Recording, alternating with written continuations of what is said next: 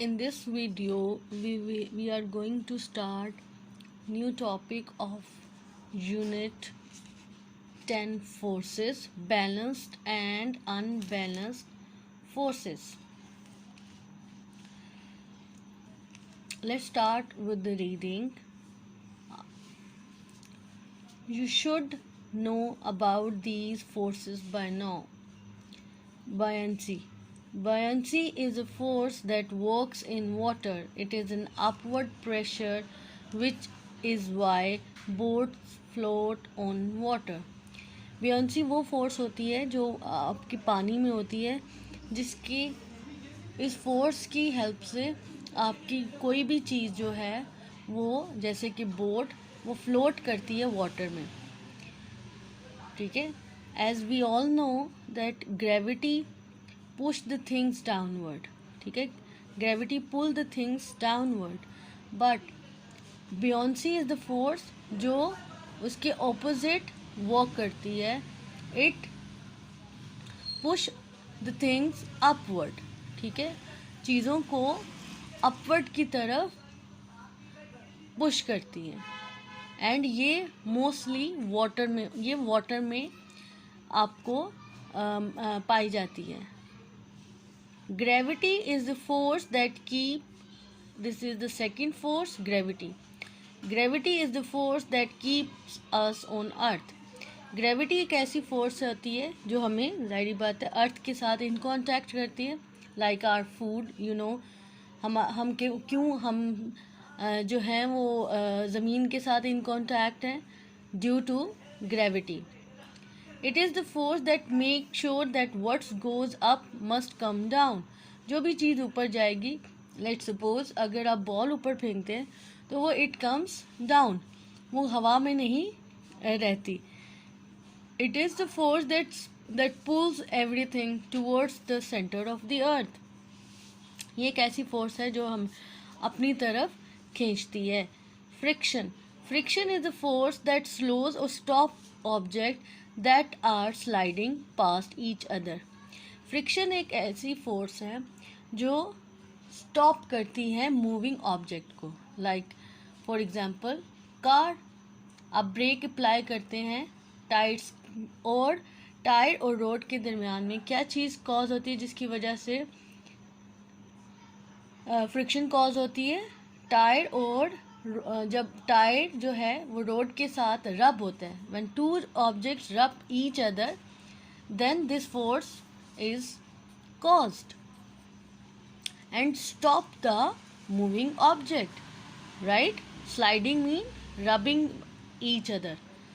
ठीक है. तो टायर और रोड रब होता है and then there is a friction caused. Air resistance. Air resistance is a type of friction. Instead of one object rubbing against another to slow it down, air slows the object down. Air resistance, air से ही आपको जैसे पता चल रहा होगा कि ये वो फोर्स है जो हवा में चीज़ों को जो है, सो एयर रेजिस्टेंस आपके ऑब्जेक्ट को, उसकी स्पीड को स्लो डाउन करती है. But for example birds keep on flying. वो फ्लाई करते रहते हैं. How? Because of their wings. ठीक है. वो एयर को रेजिस्ट करते हैं and they move forward. Like birds, aeroplane, they also move ahead. Why? Because of their wings. Right. अगर उसके विंग्स नहीं हो तो वो उस विंग से एयर को रेजिस्ट करते हैं and they move ahead. Air के प्रेशर को जो है वो रेजिस्ट करना. ठीक है. उससे स्लो डाउन करना. तो वो उससे, so these are some forces. I hope it is clear to you. Now we move ahead. If these and other forces are acting on everything, why are things are not always moving or changing direction? They do not always move a chain direction because forces balance each other. Her force जो है वो direction change नहीं करती, but because जब forces balance होगी तो वो एक सर्टेन पॉइंट में स्टिल रहेंगी. Like in this situation, the book is lying on the table, you can see over there, and gravity, there is a normal force, एक नॉर्मल फोर्स है, ठीक है, जो जिस एक नॉर्मल फोर्स है that operate to right, normal force pushing upward and gravity pushing downward. So in this way, on this book, balance forces are applied.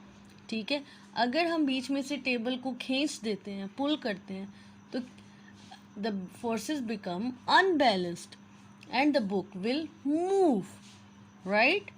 So the normal forces act, the gravity and the normal forces are equal, so that's why the book is lying on the table and remains still.